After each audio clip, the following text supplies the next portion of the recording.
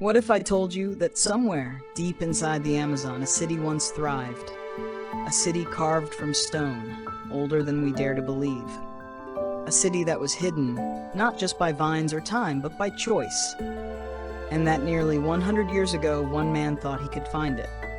Colonel Percy Fawcett, explorer, war hero, visionary, or madman. In 1925, he stepped into the jungle with his son and vanished. No wreckage, no bodies, no answers. Just silence. But here's where things get stranger. Before he disappeared, Fawcett left clues, coordinates, notes, a map scribbled with warnings, and one haunting message to his wife: "If I do not return, do not come looking." Since then, hundreds have tried. Some came back broken, others never came back at all. But what if we didn't go in after him? What if we looked down, from above? Today, we're doing something no one has ever done before. We're taking Fawcett's final notes, matching them with ancient maps, and tracing his expedition using Google Earth. The results are terrifying, because what we found, out there, hidden beneath the canopy, matches his descriptions. And it raises one unsettling possibility. Fawcett didn't disappear. He found something. Before he became a legend, Percy Fawcett was a man shaped by contrasts. A soldier trained in precision, and a dreamer guided by instinct. A man of science and of symbols. He was born in 1867 in England, into a family of explorers, cartographers, and mystics. His father was a fellow of the Royal Geographical Society. His brother was a believer in the occult. Fawcett followed duty, joining the Royal Artillery, then British intelligence. But he was never content with maps that were already drawn. In 1906, the Royal Geographical Society sent him to South America to chart a stretch of disputed jungle between Brazil and Bolivia. That single mission would ignite a lifelong obsession. The Amazon, unmapped, untamed, was unlike anything he had ever known. Fawcett wasn't just surveying terrain, he was absorbing it. He listened to tribal stories. He took notes on strange ruins half swallowed by vines. He studied the rivers and stars like clues in a buried language. And with every return to London, he carried something back. A sense that the jungle was hiding more than it revealed. He began to whisper of a place no one believed in. A lost city, a forgotten world. He called it simply Z. He believed, was the ruin of an ancient civilization, advanced, organized, and long erased from history. He wasn't chasing gold. He wasn't looking for Atlantis. He was trying to prove that the Amazon was once home to a culture as complex as any in Europe. His theory flew in the face of the scientific consensus. The jungle, they said, was too poor in nutrients to support large societies. But Fawcett pointed to tribal memory, to strange carvings, to the accounts of early Portuguese explorers. Most mocked him. He didn't care. His journals grew thicker, his maps more detailed, his belief more unshakable. To him, Z was more than a place. It was proof. Proof that the Western world had underestimated what it didn't understand. By the early 1920s, Fawcett had narrowed his search to a specific region between the Xingu and Tapajos rivers in Brazil, an area still shrouded in mystery today. And so in 1925, he made a decision. He would go in. Not with a massive caravan, but with two people he trusted most, his 21-year-old son, Jack, and Jack's best friend, Raleigh Ramel.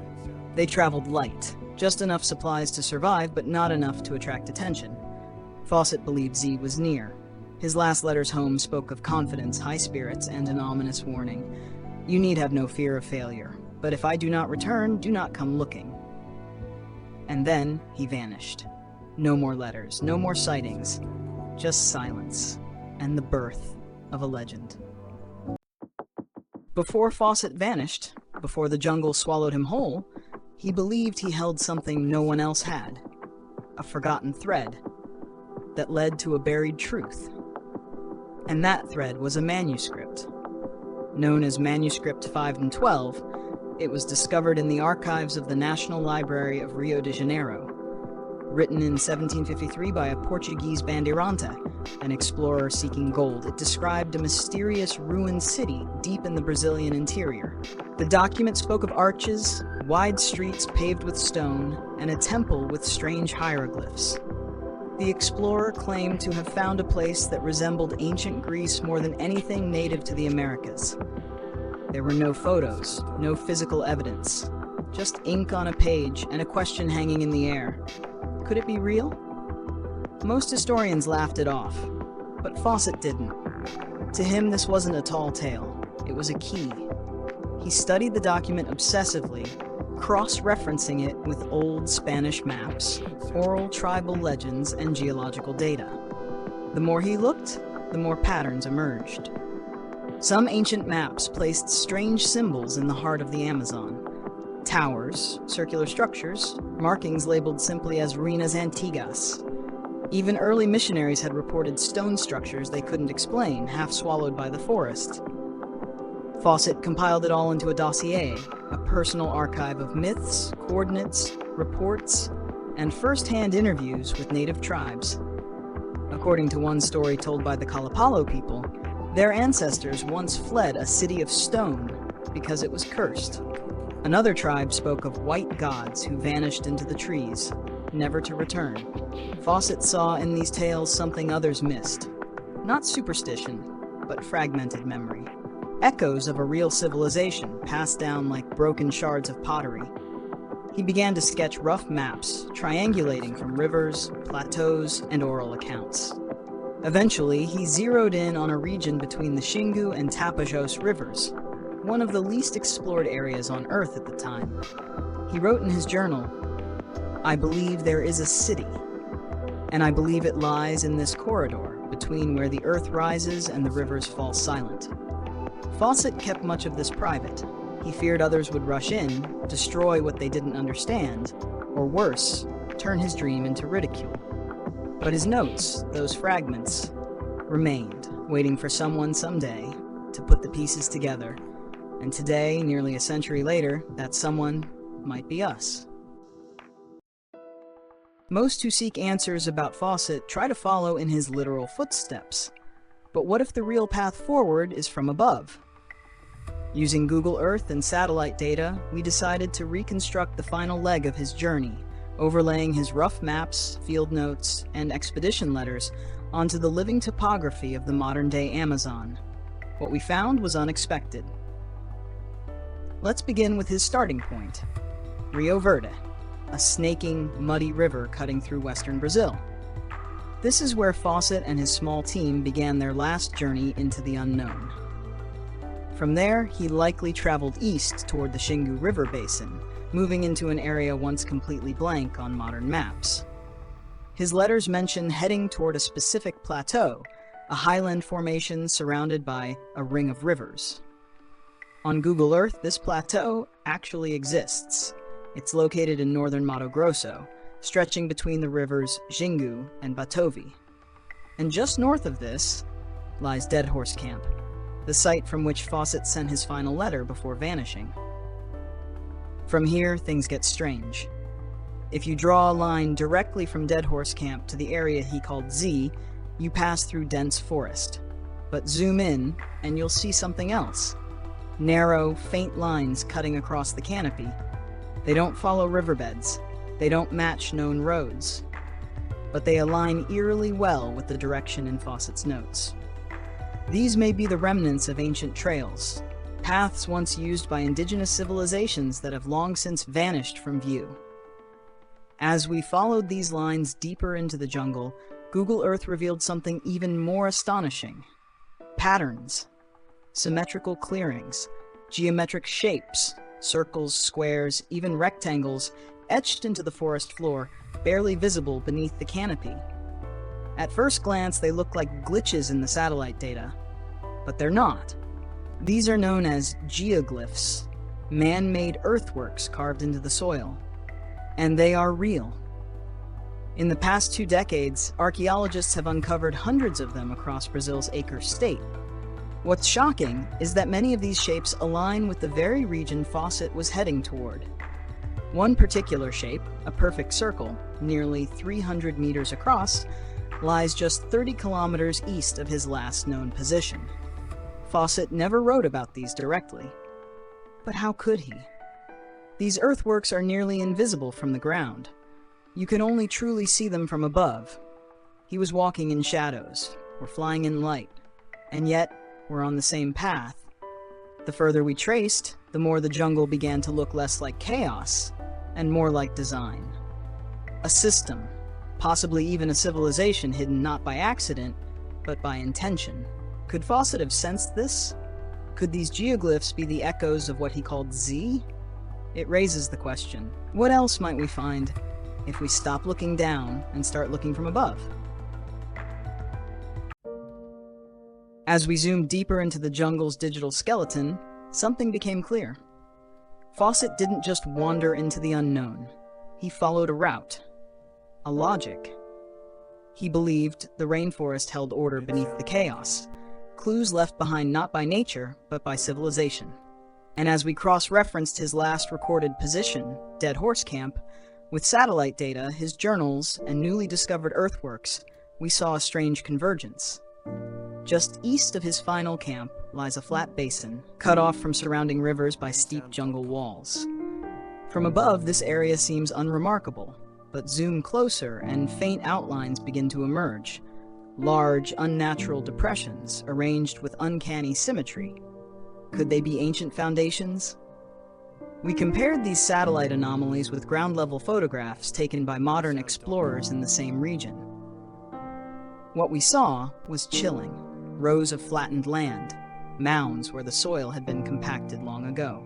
And in one instance, still largely unpublicized, an object resembling a stone pillar partially swallowed by roots. This is not proof, but it's not nothing. It's enough to ask, was Fawcett right? Did he glimpse the edges of something extraordinary and simply never return? Some believe he was killed by a hostile tribe. Others say disease or injury did him in. But there's another possibility, one that lingers in whispers, that he found what he was looking for, that he reached Z, and chose not to come back. In one of his last letters, Fawcett wrote, "I am prepared for the worst, but I hope for the best. If Z is there, I shall find it." He never asked for rescue, he never called for help. It's as if he knew the road he was taking might not lead back, and maybe, just maybe, he wanted it that way. After Fawcett vanished, the world didn't stop looking. In fact, his disappearance sparked one of the most intense and prolonged search efforts in modern exploration history. Journalists, adventurers, soldiers, and even treasure hunters set off into the jungle, each hoping to succeed where Fawcett had failed. Some sought to rescue him. Others, to uncover what he'd found. A few just wanted the glory. But many of them never came back. Among those who did, their stories varied. Some spoke of empty camps, burned equipment, or the eerie silence of an area no animal dared cross. One expedition claimed to find bones they believed to be Fawcett's. Another said they discovered a small brass compass bearing his initials. But none of these findings were ever confirmed. What's more compelling are the discoveries made by archaeologists decades later, entirely unrelated to rescue missions, yet hauntingly connected. In the early 2000s, a team working in the state of Acre unearthed massive geometric earthworks, some as wide as football fields, hidden beneath centuries of jungle. These weren't random clearings, they were part of a network. A series of settlements linked by causeways and ancient roadways, constructed with precision, planning, and purpose. Radiocarbon dating placed them at over 1,000 years old. And the locations? Many of them lined up, almost eerily, with the same corridor Fawcett had mapped a century earlier. Was this just coincidence? Or had he been closer to the truth than anyone imagined? More recently, high-resolution satellite imagery and LiDAR scans have revealed previously invisible details. Buried terraces, moats and ditches, clusters of mound-shaped anomalies beneath the jungle floor. To the trained eye, these aren't natural formations. They are the fingerprints of civilization, a forgotten network of cities, connected, complex, and mysteriously silent. Some researchers now argue that the Amazon was not untouched wilderness, but rather a cultivated landscape, an engineered world slowly erased by time and trees. Which means Fawcett wasn't chasing a myth. He was following evidence. He may have been early, he may have been unprepared, but he wasn't wrong. And as we connect his path with modern discoveries, it becomes harder to dismiss the possibility that Z, whatever it truly was, might have been there all along, and that someone just might find it again. For nearly a century, the idea of Z hovered somewhere between fantasy and fiction, a jungle Atlantis, a European hallucination. But today, that line between myth and reality is starting to blur, because modern science is catching up to ancient rumor. Archaeologists once believed the Amazon's soil was too poor to sustain large populations. The jungle was viewed as an obstacle, not a home. But then came Terra Preta, the mysterious dark earth found throughout the rainforest.